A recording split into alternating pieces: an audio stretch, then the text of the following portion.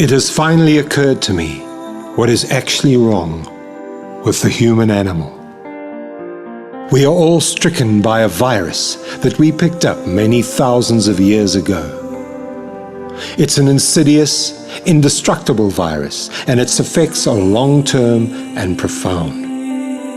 This virus doesn't make us feel sick per se, but it makes us behave in a way that is so contrary to nature, our most vital life force, that over many centuries it has been slowly making us extinct anyway. The interesting thing is that we are blissfully unaware that it is even a virus.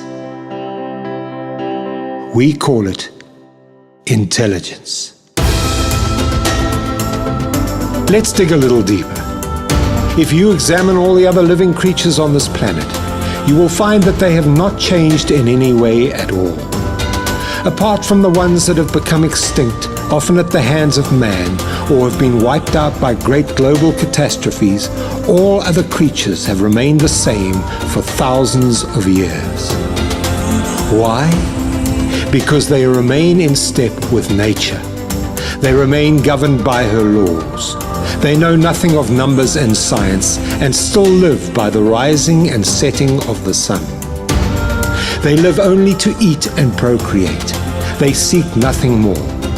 And under normal circumstances, nature provides all they need. But not the human animal. No. Mankind was doomed from the moment he contracted intelligence, the most powerful virus to ever plague the earth. At that moment, this virus caused him to reject all that nature had given him. It caused him to reject his host.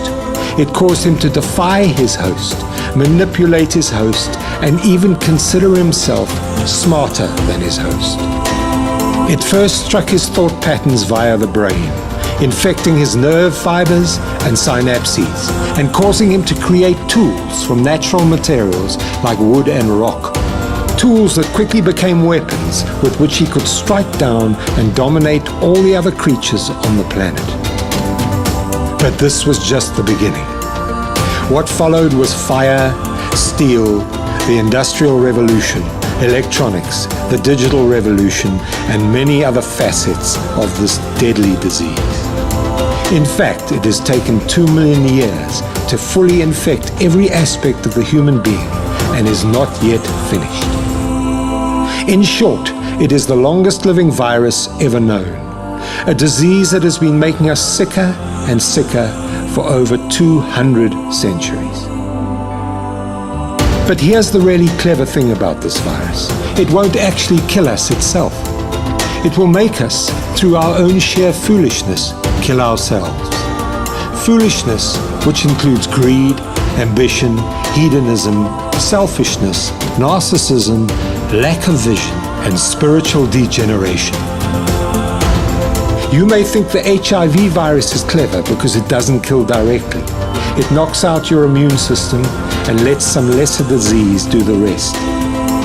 But the intelligence virus is even smarter because it is making an entire species kill itself over a very long period of time. Sadly, this virus does have terrible side effects. But tragically and ironically, these side effects don't affect the actual carrier of the disease, man. They affect all around him, especially the Earth's environment and all the other creatures who share the Earth with him. Some say this disease will cause man to eventually destroy the Earth, but nature is far smarter and way more powerful than that. You see, here's the really interesting truth. Nature in her wisdom, recognizing the destructive potential in the human animal, actually created this virus as a safeguard, essentially a form of parole. Behave or die. But we have not behaved, and we will die, probably sooner than we think. All our clever, scientific trickery, our numbers and our machines are worth nothing in the natural world. In fact, they are naught but the scabs on the multitude of wounds we've inflicted on this great planet. And when we're gone, these scabs will dry up, fall off, and the wounds will heal. And nature will restabilize Earth.